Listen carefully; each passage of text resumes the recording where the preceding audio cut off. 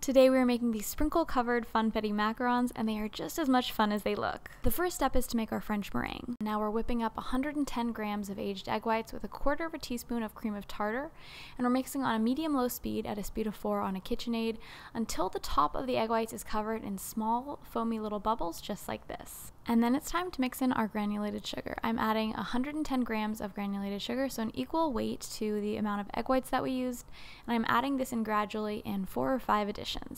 Once we've added in all of our granulated sugar, we're increasing the speed to a medium-high speed of between a 6 and an 8 on a KitchenAid, and we're going to let that mix until we reach stiff peaks. Now it's totally fine to check the mixture as you're going. I like to check 2 or 3 times every time I make macarons just to make sure that the meringue doesn't get overmixed. At this point I could tell the meringue was gathering inside the whisk and that the meringue looked glossy and shiny, so I took off the whisk attachment and did a little test, and my peaks looked perfect, nice and stiff, and were sticking straight up.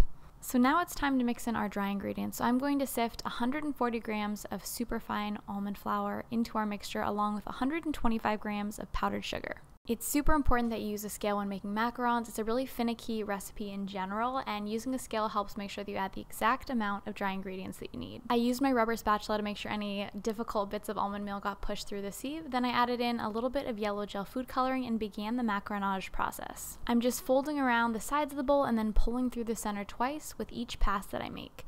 The first goal here is to get the dry ingredients incorporated into the meringue, and as you're doing this, the meringue has a tendency to create kind of a pocket inside of your spatula, so it's super important to take breaks and scrape off the inside of your spatula like this to make sure that everything is getting properly incorporated. Once all the dry ingredients are combined, your goal is actually to deflate the batter just a little bit to the perfect flowing consistency to be able to pipe these macarons. So at this stage you can see that the batter is too thick, it's not flowing off my spatula at all. So I stir it a little bit more and you can see the batter is starting to flow a little bit easier.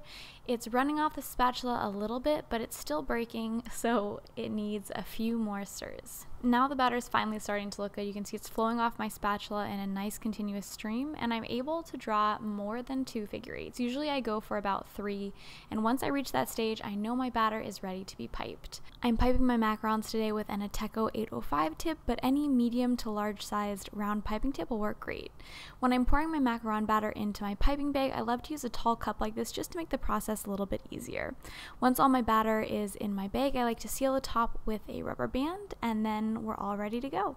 As you pipe your macarons, you want to keep your bag perpendicular to your countertop, and you also want to apply an even pressure so that each of your macarons is the same height and width. I love to use these silicone mats that already have the template in place so that they all turn out to be the same size. After gently banging the bottom of my pans with my hands, I am popping any bubbles with a scribe to smooth them out, and then I'm topping the shells with some nonpareil sprinkles. After letting these sit for about 30 minutes, they developed a skin and looked matte, so I knew they were ready to go in the oven. I baked these at 315 degrees for about 19 minutes, and I rotated the pan halfway through just to help those feet bake up nice and even on both sides. Then we let the shells cool on the pan for about 10 or 15 minutes, and at that point in time you should be able to easily peel them off, and the bottoms should look nice and shiny just like this. Now while our macaron shells baked and cooled, we whipped up our cream cheese frosting. To do this, we're just whipping our cream cheese and our butter together until the mixture is nice and smooth.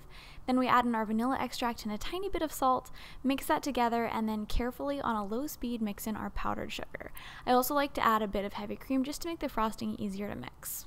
Once the frosting has come together, it's important to scrape around the sides of the bowl just to make sure that everything is getting properly mixed together. Then we pop this frosting into a small piping bag, fit with a round tip. I'm actually using the same piping tip as I used to pipe the macarons, and we're going to pipe a dollop on our macaron shells.